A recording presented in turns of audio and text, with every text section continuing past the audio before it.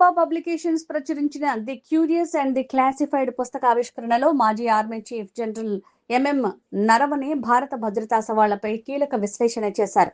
పాకిస్తాన్ నుంచి ఉగ్రవాదం ముప్పు ఉన్నప్పటికీ దీర్ఘకాలంలో రాజకీయం, ఆర్థికం, సైనిక రంగాల్లో చైనానే భారత్కు ప్రధాన పోటీదారుగా నిలుస్తుందని స్పష్టం చేశారు.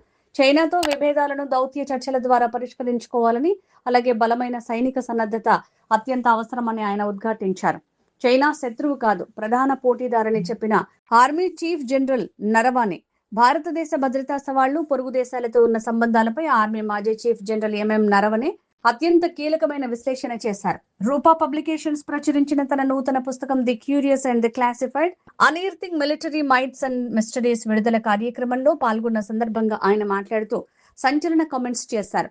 సరిహద్దుల్లో ఎదురవుతున్న ముప్పుల తీవ్రతను వివరిస్తూ చైనా, పాకిస్తాన్ దేశాలు భారతదేశానికి భిన్నమైన రీతిలో సవాళ్లు విసురుతున్నాయని ఆయన స్పష్టం చేశారు.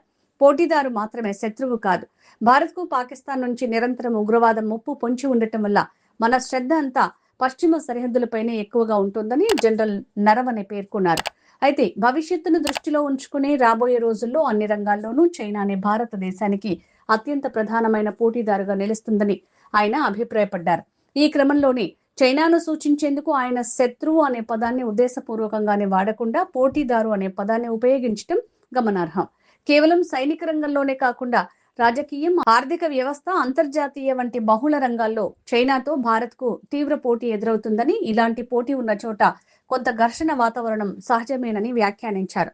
చైనాతో ఉత్పన్నమయ్యే విభేదాలను లేదా సరిహద్దు సమస్యలను బలప్రయోగం ద్వారా కాకుండా దౌత్యపరమైన చర్చలు, సంప్రదింపుల ద్వారా పరిష్కరించుకోవాలని మాజీ సైన్య అధ్యక్షుడు సూచించారు.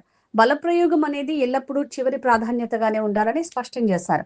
అదే సమయంలో అవతలి వైపు నుంచి ఎలాంటి దురాక్రమణలు లేదా సాహసాలు జరగకుండా నిరోధించాలంటే భారతదేశానికి అత్యంత బలమైన సైనిక నిరోధక శక్తి అవసరమని నొక్కి చెప్పారు. శాంతిని కోరుకునేవారు యుద్ధానికి సిద్ధంగా ఉండాలి అనే నానుడిని గుర్తు చేస్తూ భారత సాయుధ దళాలు ఎల్లప్పుడూ పూర్తి సన్నద్ధతతో ఉండాలని ఆయన పిలుపునిచ్చారు.